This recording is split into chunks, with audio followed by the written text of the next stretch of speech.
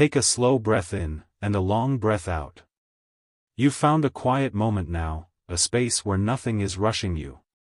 Just you, your breath, and the sound of my voice. Feel your shoulders soften. Feel your jaw loosen. Notice the way your eyelids seem a little heavier with every passing moment. If they wish to close, let them close. Let the day you've lived so far drift quietly behind you. No need to replay it now. It's already done, and this is your time. Your time to rest, to drift, to dream. With each inhale, imagine you're breathing in a cool night breeze. The kind that smells faintly of grass after rain. With each exhale, imagine you're releasing the last little knots of tension. They just melt, quietly, unnoticed. Now, let your mind picture the stillness of a medieval countryside. A soft moon hanging low over the dark shapes of fields and trees. Somewhere in the distance, you hear the slow trickle of water from a small stream. And, nearer still, the muffled creak of wooden gates in the night air. We're going to walk there now. Step by step, through this calm scene. No rush, just letting the gentle world unfold around you. Our story tonight begins by the quiet stone wall of a castle. The night is deep, the kind of night when even the stars seem to speak in whispers. A light mist rests low on the ground, curling around tufts of grass and the bases of old oak trees. And there, beneath the shadow of a weathered watchtower, stands a man. The Falconer. He is not hurried. His movements are slow, deliberate. In his hands, a small silver bell glints faintly in the moonlight. It is one of many, dozens, perhaps, that lie neatly arranged in an oaken chest at his feet. The chest itself is old. Its iron hinges have turned the color of ash with age. The lid's edges are smoothed by years of hands opening and closing it. Inside, each bell rests upon a strip of soft wool cloth, as if tucked into its own tiny bed. A faint breeze slips through the castle courtyard. It stirs the falconer's long cloak, brushing it against his boots. It rustles the leaves of a nearby fig tree, carrying with it the sweet, earthy scent of ripening fruit. Somewhere far above, an owl calls, a soft, questioning hoot.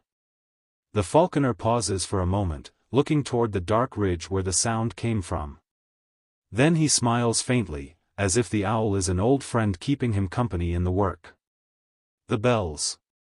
They are delicate things, shaped from hammered silver, small enough to rest in the hollow of your palm. Each one holds a slightly different voice. When the falconer turns them gently between his fingers, they give off a high, clear note. Not loud, not sharp. Just enough to shimmer in the air for a moment, then fade. In the medieval world, falconers believed that certain chimes could soothe the minds of hawks and falcons. That the bright, silvery tone could keep the bird's heart steady. Could help it rest before a hunt, or calm it after a long flight. These bells were not merely ornaments. They were companions to the bird's spirit. A gentle reminder that even in the wide, restless sky, there was safety in returning home. The falconer dips a corner of linen cloth into a small pot of oil. The oil smells faintly of rosemary and beeswax. With careful, circular strokes, he polishes each bell. The soft rasp of cloth over silver is rhythmic. Steady. Reassuring. Each polished bell is placed back into the chest, its surface catching the thin silver light of the moon. The falconer works without speaking. The only sounds are the quiet brushing of cloth, the occasional creak of the chest's hinge, and the far-off hush of the night wind moving through the grass. If you like, you may imagine sitting nearby. Perhaps on a low stone bench, wrapped in a soft wool cloak. From here, you can see the slow movements of his hands. You can feel the calm that seems to radiate from this small, steady task. There's no rush to finish. No deadline to meet. Only the quiet satisfaction of caring for something precious. A falconer's work is as much about patience as it is about skill. And tonight, patience fills the air like a gentle perfume. When the last bell is polished, the falconer closes the lid of the chest with a slow, measured motion. Then, from a nearby perch, he lifts a hooded falcon onto his gloved hand. The bird shifts its weight, talons curling around the thick leather. Its feathers are the color of midnight, tipped with pale flecks that catch the moonlight. A soft breath escapes it, more felt than heard. The falconer strokes the bird's breast with the back of his fingers. Then carefully ties a silver bell to one of the bird's slender jesses, the leather straps around its legs. The bell gives a single, quiet chime. A sound so light it feels almost like a memory of a sound. They stand together in the moonlight, man and bird. Not speaking, not moving, just breathing in the same calm night. The falcon tilts its head slightly, as though listening to the wind. The falconer tilts his too, as though hearing what the bird hears. In this shared stillness, there is no rush of time. Only the comfort of knowing that when morning comes, they will fly together once more. And so, in the shadow of the castle wall, the falconer's night work is done. The bells rest where they belong. The bird rests where it belongs. And somewhere in the quiet, so do you. Let the breeze carry you a little deeper now. Let the weight of the day fade even further. The story will continue soon. But for now, simply breathe. And rest in this stillness. Before we step further into the night. Take one more slow, deep breath in. And let it drift away, like smoke from a quiet chimney. The air is cool here, gentle against your skin. It carries the faint mingling of scents, fresh earth, wood smoke, and the faint, sweet trace of hay stored in the castle stables. You're still in that same calm courtyard, stone under your feet, moon above. Somewhere far down the lane, a dog gives a single sleepy bark. It echoes once, then fades. Everything in the night seems to pause, as though respecting the stillness. The falconer shifts the weight of the bird slightly on his arm. His other hand rests on the closed lid of the feather chest for a moment, almost like a farewell until tomorrow night. Then he takes up the chest by its worn leather handle, tucking it under his arm. The door to the outer courtyard is a tall, wooden arch, bound with blackened iron straps. It opens with a long, slow creak. Beyond it, the road slopes downward toward the castle's hunting grounds. The falconer's boots make a muted sound against the dirt path. Not crunching, more of a gentle press into the earth, the way a cartwheel leaves a round impression in soft soil. You follow behind. Just far enough to see the steady sway of his cloak and the small silver bell glinting at the falcon's leg when it catches the moonlight. In the falconer's time, hawks and falcons were not simply tools for hunting. They were treasured companions, trained with patience that could span months or even years. The bells served more than one purpose. In the quiet of a field, the faint jingle of a bell could tell the falconer where his bird had flown.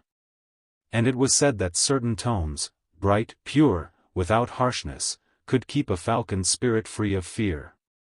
Some falconers swore that their birds recognized the sound of their bells from all others. A kind of music that meant home. The night opens wide beyond the castle wall. The slope of the land carries you both down toward a meadow where the grass moves in silver waves. It's the kind of grass that grows tall and soft, brushing against your knees, carrying a whispering sound when the wind stirs it. The falconer stops by a small wooden fence and rests the chest on the top rail. He opens it again, not to polish, but simply to let the bells breathe the cool air. You see that some are shaped like tiny pears. Others like little globes, each with the smallest slit to let the sound escape. A few even carry engraved patterns, circles, vines, tiny leaves, marks of the artisan who made them.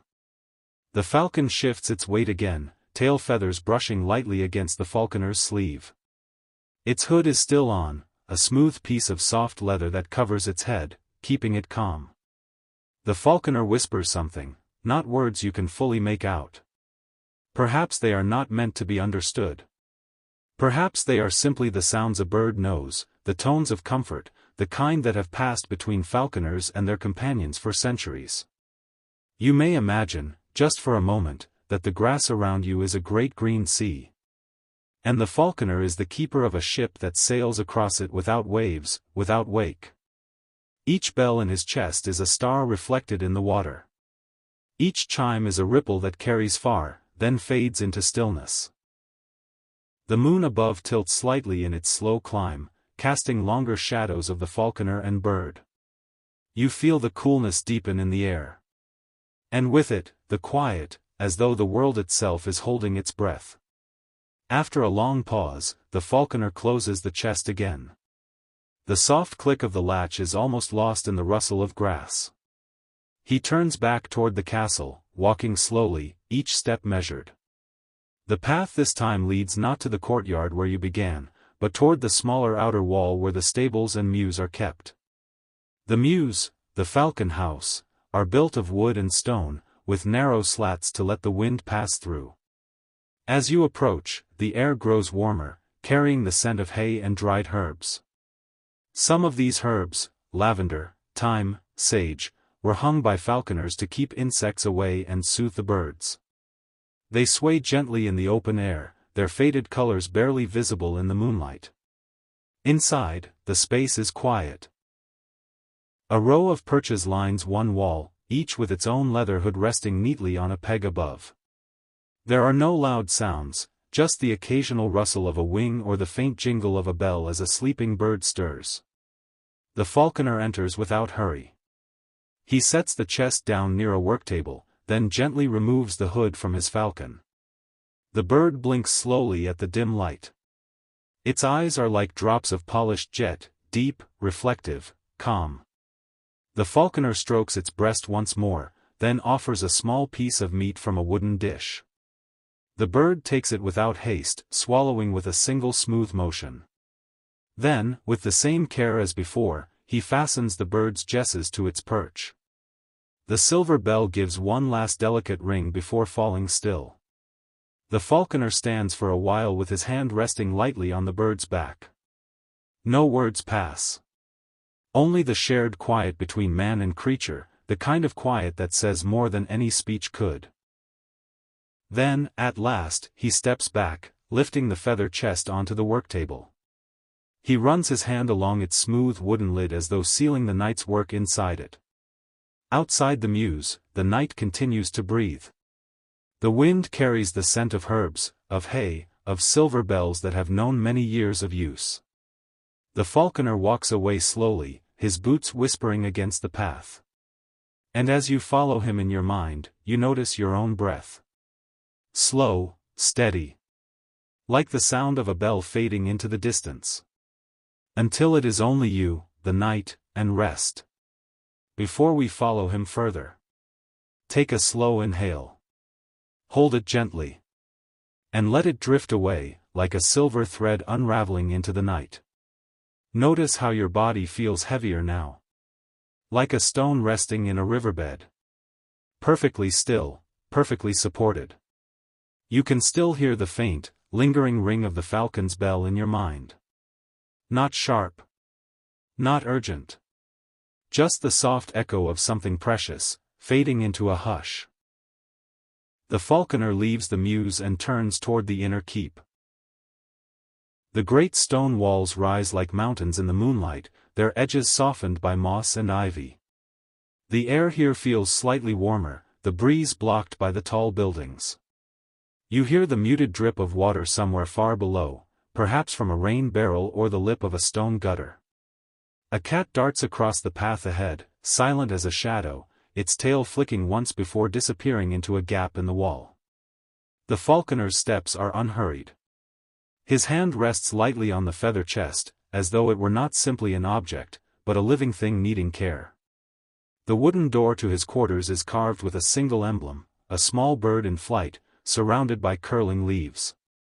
The hinges groan softly as he pushes it open. Inside, the room is dim, lit only by the glow of embers in the hearth. The air carries the faint scent of ash, dried grass, and the sharp, clean note of oiled leather. A woolen blanket is folded neatly at the foot of a simple bed.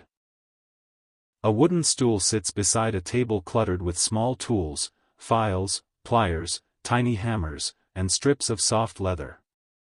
The falconer sets the feather chest down upon the table. He doesn't open it right away. Instead, he warms his hands over the embers, letting the heat sink slowly into his skin. Every night before sleep, he performs the same ritual, one that his father taught him, and his father before him. It begins with the bells, but it does not end there. When his hands are warm, he unlatches the chest. Inside, beneath the rows of polished silver bells, lies a small bundle wrapped in faded blue cloth. The cloth is worn thin at the edges, the weave so fine you can almost see through it. He lifts it with great care, as though it might dissolve at his touch. Long ago, before he was even born, the first falconer of his line carried a bell unlike any other. It was said to have been cast not for sound, but for dreams. The legend claimed that if the bell was rung only once, at midnight, and only for someone in need, it could guide their spirit through safe dreams until morning. Whether the story is true, the falconer has never tested it. The bell has never been rung in his lifetime. It rests here, wrapped in the blue cloth, its voice sleeping in silence. He unfolds the cloth slowly, layer by layer, revealing the bell within. It is smaller than the others, no larger than the tip of his thumb. Its surface is not silver, but a pale gold that catches the firelight in soft waves. Around its base, a ring of tiny runes has been etched, their meaning long forgotten. He turns it gently between his fingers, and though it makes no sound, you imagine the tone it might carry. A note so pure it would feel like light spilling through a dream. Sometimes he wonders why his family has kept it hidden. Perhaps the story was just a story. Or perhaps there is a kind of magic that should remain untouched until the right moment. He never lingers too long on these thoughts. Instead, he wraps the bell again in its cloth and tucks it beneath the rows of silver ones. The chest closes with a soft, final click. The falconer moves to the hearth and stirs the embers, coaxing a little more warmth into the room. Then he sits on the edge of the bed, removing his boots with slow, deliberate motions. The leather creaks softly, the sound mingling with the faint sigh of the fire. From somewhere far off in the castle, a bell tolls once, a deep, resonant note marking the hour. It is not the delicate chime of a falcon's bell, but it carries the same steady calm. If you like, you may imagine lying in that room yourself. The fire's glow painting the walls in shifting shades of gold and red. The faint scent of the meadow still clinging to your clothes. The quiet weight of the feather chest nearby, as though its presence alone promises safety. Outside, the wind moves through the courtyard trees. The leaves answer with a rustle so soft it might be mistaken for the sound of someone breathing in their sleep. You let the sound carry you. Each rustle slower than the one before. Until it feels as though the whole world is rocking gently in the palm of the night. The falconer lies back, his arm resting over his eyes, the faintest trace of a smile on his lips. The chest is closed. The bells are still. And in that stillness, the night folds in on itself, wrapping every living thing in its quiet embrace. You feel that same stillness now. As if the bells, the bird, the meadow, and the man are all somewhere just beyond your sight, keeping watch over your dreams.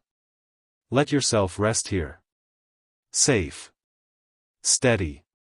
Until the story wakes again. Before the dream begins, take one more deep, slow breath.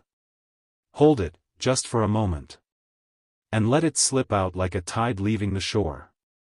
Feel your body heavier now. Sinking into where you rest. Supported, held, safe. The firelight in the falconer's chamber flickers low. Its glow turns from gold to deep amber. The falconer's eyes grow heavier. And without realizing it, he begins to dream. At first, the dream feels like a memory. He is younger, perhaps no more than 15. The sky above him is bright with a winter sun, and snow lies in small patches across the meadow. In his gloved hand is his very first hawk. The bird's feathers are a rich brown, flecked with white. Its bell is plain, unengraved, yet its chime feels like a voice he has always known. In the dream, he begins to walk. And with each step, the snow melts, the grass grows taller, the seasons shifting under his feet. Winter becomes spring, spring becomes summer. The meadow stretches wider than he remembers, endless and green. Somewhere, faintly, he hears another bell. Not the one on the hawk's leg. Not one of the silver bells from the chest.